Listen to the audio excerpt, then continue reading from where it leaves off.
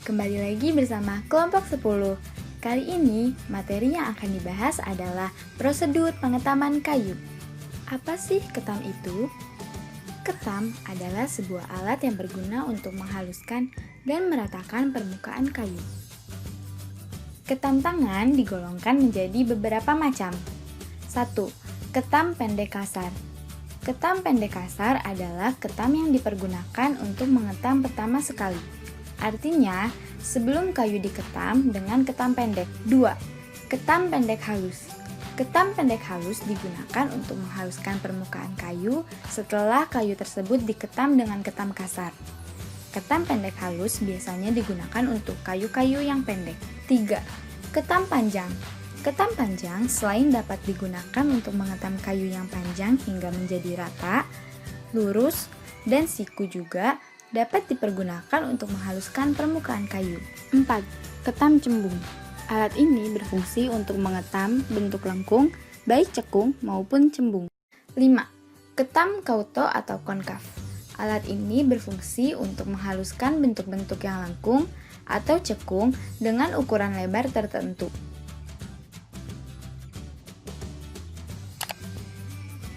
Ketam tangan terdiri dari beberapa bagian, yaitu rumah ketam, pegangan handle, pegangan depan atau knob, penjepit pisau ketam, lidah ketam, pisau ketam, mur penyetel besarnya pengetaman, tongkat penyetel kelurusan pisau ketam.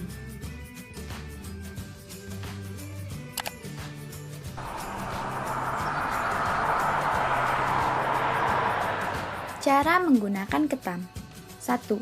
Mempersiapkan kayu yang tidak cacat dan lapuk sesuai dengan keperluan. 2.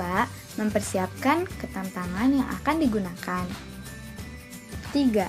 Menempatkan kayu di atas bangku kerja dengan posisi kayu yang cekung menghadap ke bangku kerja.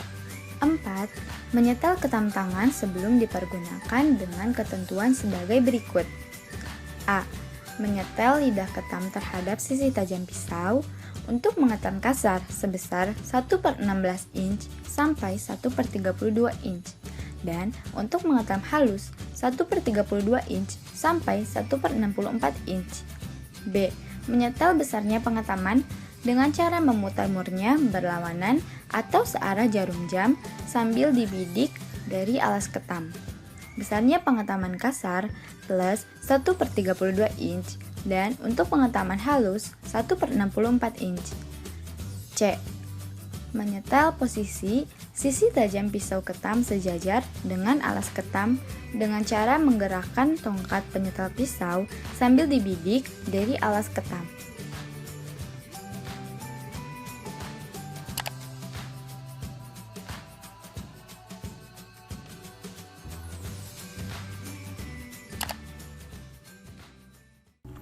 Langkah yang pertama, pastikan dulu mesin serut yang kita punya dalam keadaan 100% normal, karena kalau ada sedikit gangguan pun itu akan terasa sekali saat kita pakai dan hasilnya akan berkurang. Dan untuk yang kedua, pastikan dulu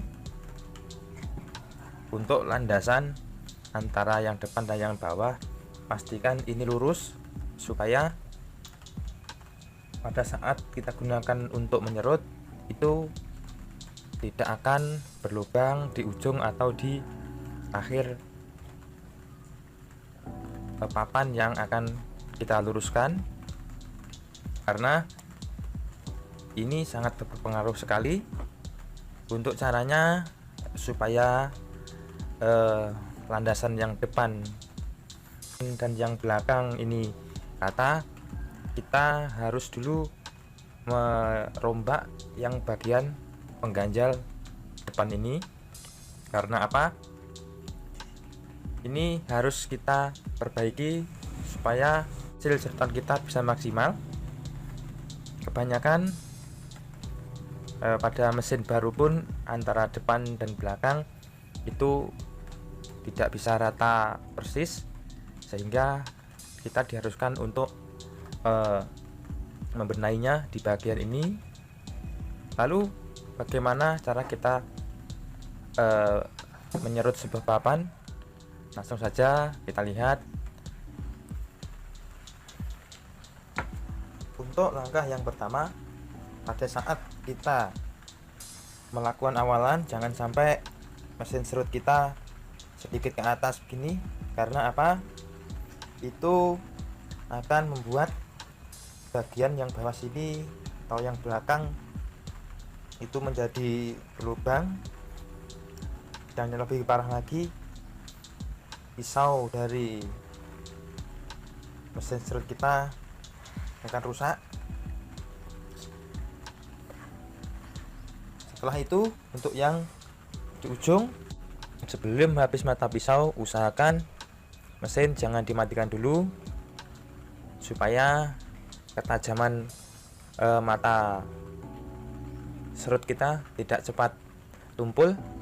Dan yang paling penting adalah kita harus tetap lurus, jangan sampai kita begini telekuk ke bawah, itu akan berbahaya untuk kelurusan yang bagian depan. Dan mari kita coba bagaimana caranya. Langsung kita coba.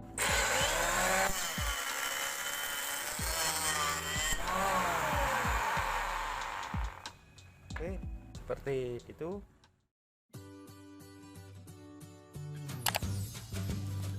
Untuk mendapatkan hasil pengetaman yang baik, pergunakan ketam tangan sesuai dengan kegunaannya. Atur besarnya jarak lidah ketam terhadap sisi tajam pisau ketam dan besarnya pengetaman. Letakkan benda kerja dalam posisi yang kokoh agar efektif selama proses pengetaman.